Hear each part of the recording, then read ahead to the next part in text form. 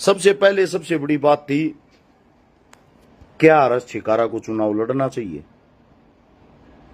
हरियाणा के अंदर अगर चुनाव लड़ना चाहिए तो कौन सी विधानसभा से लड़ना चाहिए? बात हो रही है यहां पे एमएलए के चुनाव की। एमएलए के चुनाव की बात कर रहे हैं। बड़ी चीज ये है, जितने मेरी समस्त टीम है, समस्त साथी हैं, जिन सबसे पूछा, लगभग एक हफ्ते से जो फोन और कॉल आ रहे हैं, 95% आदमियों का ये कहना है, भाई चुनाव लड़ तेरी गैल। 5% आदमी ऐसे है, भाई छवि खराब हो जाएगी, ना लड़ेगा फायदे में रहेगा, चुनाव मत लड़े। ये 5% आदमियों का कहना है। माफी चाहूंगा, जो 5% आदमी है उनको नाराज करना पड़ेगा, वो भी मेरे चाहने वाले हैं, क्योंकि 95% बहुत ज्यादा होते हैं। 95% को तो नाराज नहीं कर सकते, इतने बड़े परिवार को। तो जो 95% आदमी है, उनके फैसले से सहमत होते हुए अपनी पूरी टीम ना, अपने जो छोटे बड़े हैं, जितने भी हैं, सभी साथियों ने मिलजुल के ये फैसला लिया है, टीम आरएस छिकारा चुनाव लड़ेगी। टीम आरएस छिकारा का मतलब ये है, टीम आरएस छिकारा की तरफ से हाल फिलहाल आरएस छिकारा चुनाव जरूर लड़ेगा। अब अगला सवाल ये है, चुनाव लड़ना कहां से है? बड़ी चीज ये है, और चुनाव क्यों लड़ना जरूरी है उसका रीजन भी बता देता हूं। सब न पता होना चाहिए। मैं ये चाहता हूं आप लोग साथ के साथ इस वीडियो को आगे से आगे शेयर करोगे तो ये वीडियो सब तक पहुंच जाएगी। हाल फिलहाल 900 आदमी लाइव देख रहे हो। विनती आप सभी साथियों से 2-2, 4-4, 5-5 ग्रुपों में इसको शेयर जरूर करना आगे से आगे। बड़ी चीज ये, चुनाव कहां से लड़े? चुनाव हम वहां से लड़ सकते हैं, हरियाणा के अंदर 90 विधानसभा है। बहुत सारे साथियों के जवाब आए कि भाई मेवात से चुनाव लड़ो, मेवात से चुनाव लड़ो। मेवात में आपका बहुत ज्यादा भाईचारा है। पहली बात तो मुझे आप ये बताओ, क्या मेरा भाईचारा खाली मेवात में है और कहीं नहीं है? भाई आप हर चीज को एक मेवात से जोड़ देते हो। कुछ लोग तो मेरे को ये अनाप शनाप गालियां भी देने लग गए थे कि मेवात में रहने लग जा, तू तो मेवाती है। मैं पहली बात तो आप लोगों को एक बात बता देता हूं, मेवात से अगर मैं चुनाव लड़ता हूं, मेरे हिसाब से शायद ही ऐसी कोई सीट होगी जहां से मैं चुनाव नहीं जीत पाऊंगा। लेकिन मुझे घिन आती है इन बातों से, जो आपकी ये छोटी सोच हो रखी है, जो कहते हैं मेवात से चुनाव लड़ लेना है, वो कि तेरा भाईचारा कौन है? मेरा भाईचारा किसके साथ नहीं? पहले तो मैं ये बात पूछना चाहता हूं। क्या खाली आप लोगों की देसी भाषा में बात करूं, मैं मुसलमान ही देसी ही हूं। मैं आप सभी साथियों से पूछना चाहता हूं, अगर किसी जाति में कोई गलत आदमी हो जाते, इसका मतलब पूरी जाति खराब है, पूरा धर्म खराब है। मैं आप सभी साथियों को बता देता हूं, आप लोगों को याद नहीं होगा, 2012 से समाज सेवा में आए थे, 2024 आ लिया, 13वां साल लाग रहा है। 2015 तो सोशल मीडिया पे दिखावा शुरू कराया था। पहला इंसान हूं सोशल मीडिया पे जो सबसे पहले लाइव आया था। उससे पहले खाली फोटो डलिया करती, लोगों को पता नहीं था वीडियो भी डलती। पहले वीडियो डलने लगी थी, उसके बाद लाइव का ऑप्शन आया था। पहला आदमी हूं जिसने ऑनलाइन मदद शुरू करी थी। आज उस चीज को हिंदुस्तान के अंदर फॉलो करके आधा देश समाज सेवा करता है, और मुझे खुशी है जो रास्ता मैं लेके आया उस पे आज दुनिया चल रही है। हाँ, जो शुरुआत करता उसको गालियां भी मिलती, तालियां भी मिलती है, और जो मेरे को गालियां देते थे, आज वही इंसान उन चीजों को फॉलो करते हैं, आज वही लाइव आते हैं, वही अपनी टीमें बनाए हुए हैं। मुझे खुशी है इस बात की। दूसरी बात, जिनको लगता है भाई खाली मुसलमान ही तेसी मेवात से चुनाव लड़ना चाहिए, उनको एक जवाब दे देता हूं। 2019 में टप्पल कांड हुआ था। टप्पल का सभी को पता होगा, उत्तर प्रदेश यूपी के अंदर गांव आता है। उसमें ट्विंकल शर्मा नाम की 2.5 साल की एक बेटी का क्रूरता के साथ बलात्कार करके उसको बीच में से पाड़ के अपने घर के अंदर दबा दिया था। दबाने वाला मुस्लिम था। मुस्लिम था तो इसका मतलब ये नहीं है पूरी मुसलमान कौम गंदी होगी। जिस इंसान ने ये क्रूरता की वो इंसान गंदा था। भाई साहब, उस बेटी की लाश को निकालने वाला, उनके गांव में जाके उनके घर से लेके आने वाला आरएस छिकारा था। आज भी पेज पे भी वीडियो में पोस्ट मिलेंगी। मैं गलत को गलत कहने वाला, सही को सही कहने वाला हूं। क्या ट्विंकल शर्मा कोई मुसलमान थी वो बेटी? जो पोक्सो एक्ट 14 साल से कम उम्र की बच्चियों के साथ दरिंदगी होने पर फांसी की सजा, उसको लागू करवाने वाले हम हैं। 7 आंदोलन जंतर मंतर पे हमने किए थे। मां गंगा की सफाई के लिए अपने खून से पत्थर हमने लिखे थे जंतर मंतर पे बैठिए। क्या वो मुस्लिम पूजते हैं उसको? उसके बाद एक अपने यादव साथी था जिसको हमने अंदर बंद करवाया, जो मेवात को बदनाम करता था, गायों की सप्लाई करता था। आदमियों ने सवाल उठाए, आप उसको गलत कैसे बोल सकते हो? मैं आप सभी साथियों को बोलता हूं, इसका मतलब मैं यादवों का दुश्मन थोड़ी हो गया। एक इंसान गलत हो गया तो इसका मतलब मैंने उसकी पोल खोल दी, उसकी सच्चाई बता दी, तो इसका मतलब मैं पूरी यादव कौम का दुश्मन हो गया। ऐसा नहीं हो सकता। ऐसे कैसे आप आग सकते हो? आप एक आप ही की फौज का जवान तेज बहादुर यादव, शायद आप भूल गए होगे, याद दिलवा दूं, जिसको फौज से बर्खास्त किया हुआ है। उसने जब दिल्ली आंदोलन किया, सबसे ज्यादा आदमी लेके जाने वाला हर्ष शिकारा था। तेज बहादुर यादव का सबसे पहले साथ देने वाला हर्ष शिकारा था। तेज बहादुर यादव ने जब नरेंद्र मोदी के खिलाफ चुनाव लड़ा, सबसे पहले डोनेशन दिलवाने वाला, उसके लिए हाथ बढ़ाने वाला हर्ष शिकारा था। फिर मनोहर लाल खट्टर के खिलाफ जब उसने चुनाव लड़ा, 70-80 गाड़ियां लेके जाने वाला हर्ष शिकारा था। तेज बहादुर यादव क्या यादव नहीं है? वो अच्छा नेक दिल इंसान है। मैं उसके साथ खड़ा था, आज भी खड़ा हूं। कहने का तात्पर्य ये है, एक सिंगल पर्सन के कारण आप जातिवाद का ठप्पा ना दिया करो। इंसान कोई भी गलत हो सकता है, लेकिन जाति धर्म गलत नहीं हो सकते। आप उनको जाति धर्मों में मत तोला करो। अब बात आती है, भाई मेवात से चुनाव नहीं लड़ेंगे, उसका कारण ये है, आप लोगों को ये ना लगे कि हर्ष शिकारा मेवात के जो साथी उनका प्यार प्रेम देखते हुए उनकी भावनाओं के साथ खेल गया। बिल्कुल नहीं। चुनाव वहां से नहीं लड़ेंगे जहां से कोई समाज सेवी खड़ा है। चुनाव वहां से नहीं लड़ेंगे जहां से कोई किसान नेता खड़ा है। इन सभी जगहों से हम चुनाव नहीं लड़ेंगे। हम किसी के रास्ते का रोड़ा नहीं बनना चाहते।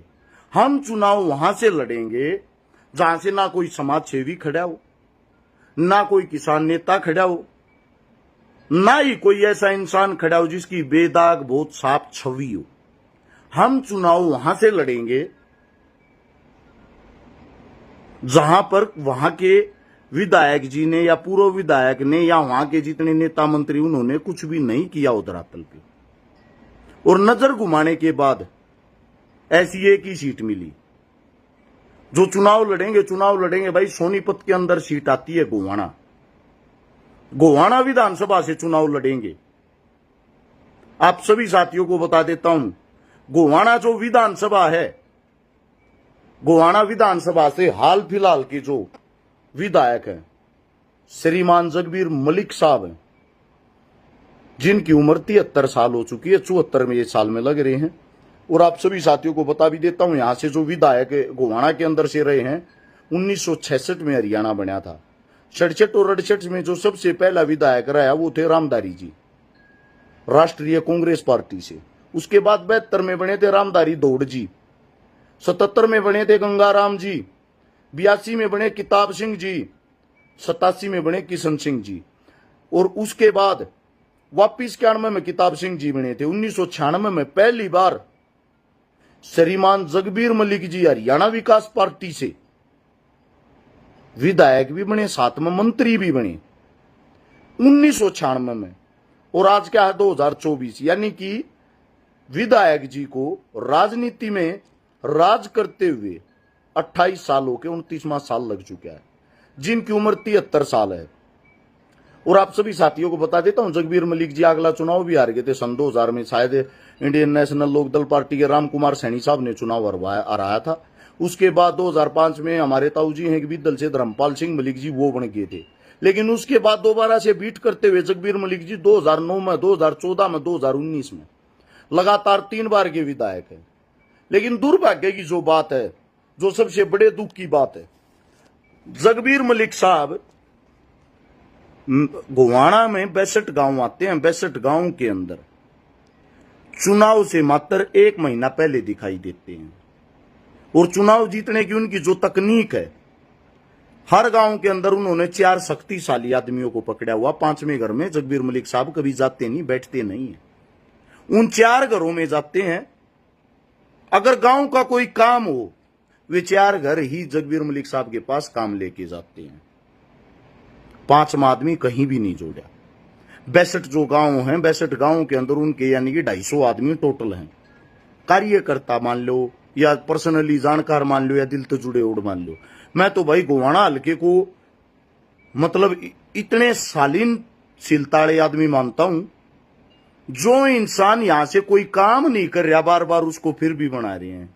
काम नहीं कर रहा फिर भी बना रहे हैं। किसी भी गौशाला में मलिक साहब का आज तक का रिकॉर्ड रहा है, विधायक जी का। विधायक जी ने लास्ट 1100 रुपए से ज्यादा की पर्ची नहीं कटवाई है। किसी भी बेटी की शादी में लास्ट अगर सिर पे विधानसभा का चुनाव है तो 100 रुपए कन्यादान डाल ले, 101 रुपए भी कन्यादान के डालते नहीं है। विधायक जी ने आज तक कहीं विधानसभा में धरातल पे जनता के बीच में पब्लिक की कोई आवाज तक नहीं उठाई है। और फिर भी उस इंसान को 28 साल से राज में बैठा रखा है। 28 साल से राज में बैठा रखा है। विधायक जी की जो हालत है वो काफी मतलब नाजुक है, पतली है, उम्र ज्यादा हो रखी है। शरीर से वो बुजुर्ग अवस्था में 74वें साल का आप अंदाजा लगा सकते हो क्या एज होती है। लेकिन विधायक साहब फिर भी चुनाव लड़ेंगे, क्योंकि कहने की अपनी देशी जो भाषा है उसमें अपने हरियाणवी ताऊ का आकर राज का, खाज का और ब्याज का जिसका चस्का लग गया वो छुट्टिया नहीं करे। बड़ी समस्या ये है, गोवाना का विकास नहीं होया, गोवाना का विकास रुका हुआ, गोवाना के जितने गांव उनका विकास रुका हुआ। उसका रीजन अगर कोई रहा तो ये रहा है, एक ही विकल्प, एक ही इंसान बार बार दिखाई देता है। जो हमारे पूर्व सीएम साहब भूपेंद्र हुड्डा जी और अपने सांसद साहब दीपेंद्र हुड्डा जी, उनकी छवि के कारण हर बार चुनाव जीत जाते हैं। लेकिन बड़ा सवाल यह है, विधानसभा में हम जिसको भेजते हैं, जिसको बोलते हैं member of legislative assembly, MLA की फुल फॉर्म, यानी कि विधानसभा का सदस्य। विधानसभा का सदस्य चुन के जिस विधायक साहब को आप वहां पे तिलक लगा के भेजते हो, जब वो आपकी जनता की आवाज ही नहीं उठाता, वो आपकी जनता के काम ही नहीं आता, वो आपकी जनता के सुख दुख में शामिल ही नहीं होता, फिर ऐसे विधायक का करोगे क्या? सबसे बड़ा सवाल। अगर किसी को यह लगता है भाई कांग्रेस सा होगी, चलो कांग्रेस को बना लो। आपकी बातें बड़ी करते हैं, कांग्रेस को बनाओ।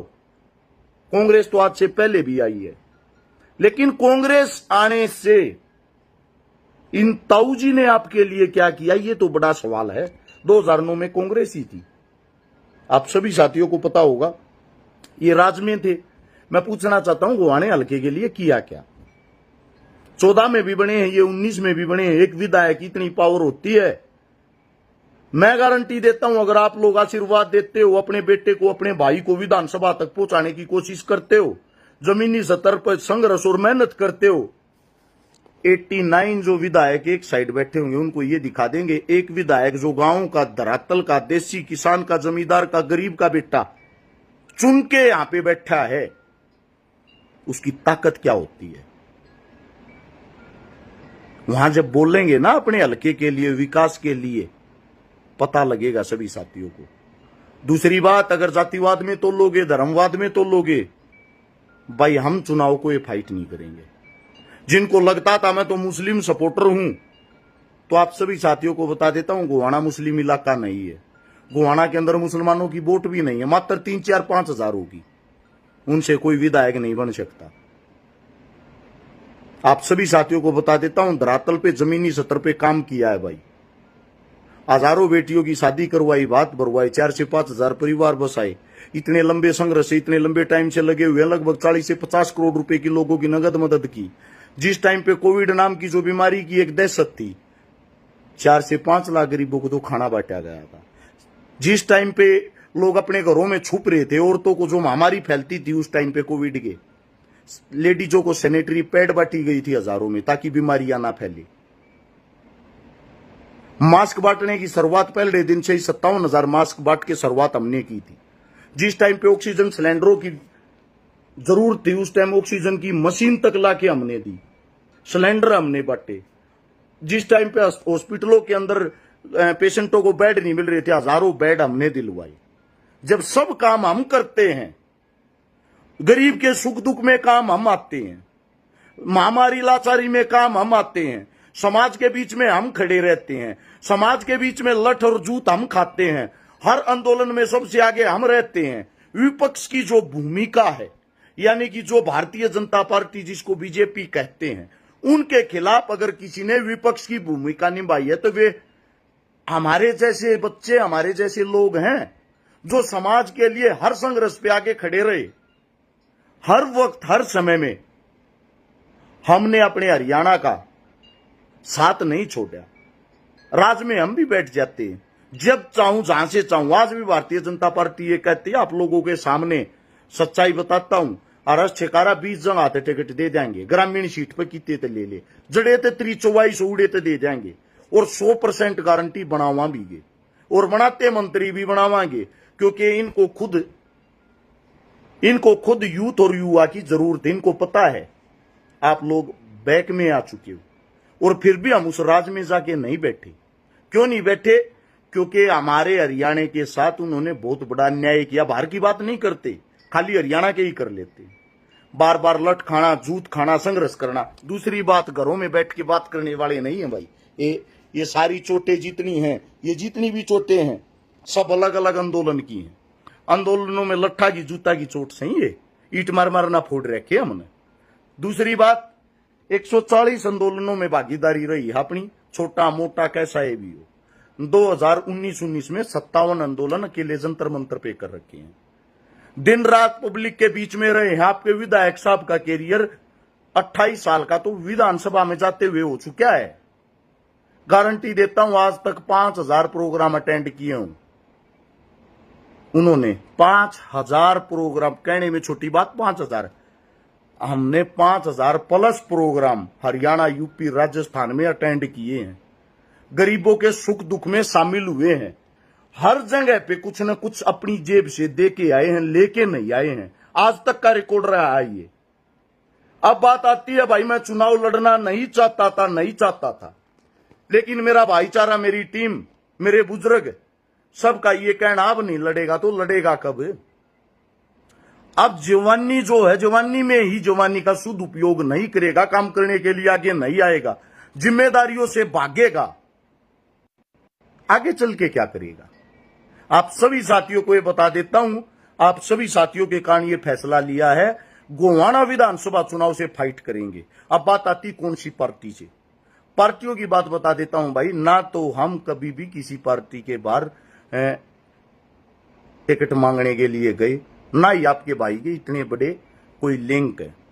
मैं जानता हूं आप लोगों को, मेरा मानना यह है, किसी नेता, मंत्री, मिनिस्टर के पैर पकड़ने से अच्छा अपने बुजुर्गों के, अपनी काकी ताइया के, अपनी मातृशक्तिया के पैर पकड़ लूंगा, वो बढ़िया रहेगा। जब चुनाव आता है, जब आपके नेता मंत्री दलित के घर में जाके खाना खाते हैं, पोस्ट घेरते हैं, जब चुनाव आता है, किसी गरीब की शादी में शामिल होके दान देते हैं। मैं आप सभी साथियों को बता देता हूं, ये काम तो हमने रोज कर रखे, जितने काम हमने बिना कुछ बने कर दिए, आपके विधायक साहब ने 28 साल में बनने के बाद भी नहीं करी। रही बात दलितों के घर खाना खा के फोटो गिरना, डेली खावा है भाई, हमारे तो घर में भी हमारे साथ रहे हमारे भाई। हमने तो जाति धर्म इन चीजों से सख्त नफरत है, इंसानियत में विश्वास करते हैं, इंसानियत के काम करते हैं। इंसान से बड़ी कोई जाति, कोई धर्म ही नहीं है। आप लोग ये ड्रामा और दिखावा करते हो ना भाई। वो धोड़ कपड़ी वाला नेता बनना, सफेद कपड़े पहन लिए, अपना प्रेस टूटन निधि करीज जैसे हैं वैसे रहेंगे, कोई बदलाव करने की जरूरत नहीं है। आप सभी साथियों से अब जो सहयोग चाहिएगा, सभी साथियों को बता देता हूं भाई, बड़े बड़े विधायकों से लड़ाई है जिनकी जड़ें बहुत गहरी हैं। तन मन धन हर चीज की जरूरत पड़ेगी। मैं इतने बड़े घर परिवार से नहीं हूं, 10 करोड़ की टिकट खरीद लाऊंगा, 5 करोड़ की दारू पिया दूंगा, 5 करोड़ के पोस्टर छपवा दूंगा, 10 करोड़ रुपए नगद बांट दूंगा, 30-40 करोड़ रुपए लाके मैं चुनाव जीत जाऊंगा। ये मेरे बस का नहीं है। आप सभी साथियों को बता देता हूं, अपनी इतनी औकात नहीं है। परमात्मा की दया से जो भी कमाया है, अपनी गाड़ी का तेल पानी काट गया, अपनी गाड़ी की किस्ता का खर्चा काट गए, किराए के जो मकान में रहा हूं उसका किराया काट गए, अपनी जेब से भी, आप लोगों की जेब से भी, सब कुछ समाज सेवा में लगा है, सब कुछ। वरना मैं भी आज बड़ा आदमी होता। दूसरी बात, डेली मौत के मुंह में रहे हैं भाई। आप सभी साथियों को आज खुल के बता देता हूं, ये बातें नहीं बताई। बाबा जी की बूटी के नाम से सभी को पता, अपना आयुर्वेदिक देसी दवाइयों का काम है। सरकार के खिलाफ आवाज उठाने के मुझे बहुत इनाम मिले हैं। 7 बार मेरे पर रेड पड़ी है, इनकम टैक्स की, जीएसटी विभाग की, अपनी आयुष्मान की, बिजली की, मतलब अलग अलग तरह की 7 रेड। बार बार परेशान किया गया, बार बार टॉर्चर किया गया है। आपकी सरकार द्वारा लगाए गए झूठे मुकदमे भुगत रहा हूं। एक मुकदमा तो श्री मनोहर लाल खट्टर साहब ने ऐसा लगा रखा है सोनीपत सेक्टर 23 में प्लॉट कब्जाने का, जिसकी तारीखें लगती हैं सोनीपत कोर्ट में। आज तक जज साहब को भी ये नहीं पता वो प्लॉट कौन सा है, कहां है। प्लॉट ही नहीं है जो कब्जा रखा है, कागजों में प्लॉट नहीं है, ना ही प्लॉट का कोई मालिक है, और वो प्लॉट कब्जे का मेरे को मुकदमा लगा हुआ है। साफ छवि है, चोरी जारी ठगी किसी चीज का आज तक अपने ऊपर कोई मुकदमा नहीं, कोई दाग नहीं।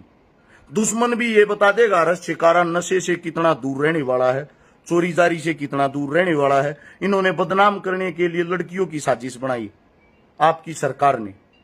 आपका एक नेताजी है, मैं उसका नाम तो नहीं लेना चाहता, शुक्र है वो लोकसभा का चुनाव हार गया आपकी बीजेपी पार्टी का। अगर वो जीत जाता, सबसे पहले उसका टारगेट था रस शिकारा को मरवाना, क्योंकि उन्होंने पहले भी कोशिश की थी। जिस टाइम मेवात वाला मामला हुआ तो उन्होंने ये कहा था, ये हर्ष शिकारा ने हिंदू मेवात को एकदम बदल के रख दिया। इन्हें भाईचारे की जो चीज लेकर आया ना, अगर ये ऐसे ही लगा रहा है, इसके साथ लोगों की भावनाएं जुड़ी हुई हैं, ये एकदम सरकार के लिए बहुत बड़ा रोड़ा बनेगा। सबसे पहले इसको निपटाओ।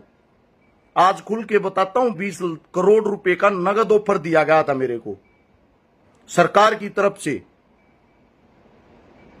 कुछ बड़े अधिकारी रोहतक के अंदर मुलाकात के लिए आए थे। 20 करोड़ रुपए का ऑफर दिया गया था कि आप मेवात के अंदर से यात्रा निकलवाओगे। मैं बोला मैं फ्री में निकलवा दूंगा, मेरे को पैसों की जरूरत नहीं है। और वो मेव, जितने भी मेव हैं, वो मेव आपको सराखों पे बैठाएंगे। हम यात्रा निकालेंगे तो वो आपको सिक्योरिटी देंगे, सपोर्ट देंगे। जो आप लोगों ने हा उल्ला बना रखा, वहां ऐसा कुछ नहीं है। मेरे साथ चलो। उन्होंने बोला यात्रा आपके तरीके से नहीं, हमारे तरीके से निकलेगी। मैंने पूछा तरीका बताओ। उन्होंने तरीका बताई, 51,000 भगवे में हमारे आदमी होंगे, 51,000 उनके सपोर्टर होंगे, 1,02,000 आदमियों की यात्रा निकलेगी। जिन सभी के हाथों में आप अपने हिसाब के जो तरसूल भाले इस टाइप के हथियार होंगे, जो किसी न किसी धर्म से जुड़े हुए हैं, ताकि उनको डायरेक्ट आप लोग हथियार भी नहीं बोल सकते। और जब वे मस्जिदों के बाहर से जाएंगे तो मस्जिदों से मुसलमान हमला करेंगे उन पर। मैं बोले हमला क्यों करेंगे? मेरे होते हुए मुस्लिम हमला नहीं करेगा। क्यों करेगा? वो आपका समर्थन करेगा, वो आपका साथ देगा। दिल जान से चाहने वाले लोग हैं, वे हमला क्यों करेंगे आप लोगों पर? बोला करेंगे ना। मैं बोला क्यों? जवाब दो इस बात का। बोले आपके मुसलमान नहीं, हमारे मुसलमान करेंगे, यानी कि जो उनके पेड वर्कर होते हैं। मैं बोला वहां आपको पता है कितने आदमी मर जाएंगे? बोला मर जाने दो, आपका तो नाम होगा, नाम करने का तरीका हम बताएंगे, हमारी जो मीडिया वो आपको उठाएगी। मैंने हाथ जोड़ लिए जी, मैं किसी की लाश का सौदा नहीं कर सकता। ऐसी नेतागिरी अपनी ऐसी तैसी करवागी, मैं इसका हिस्सा नहीं बनूंगा।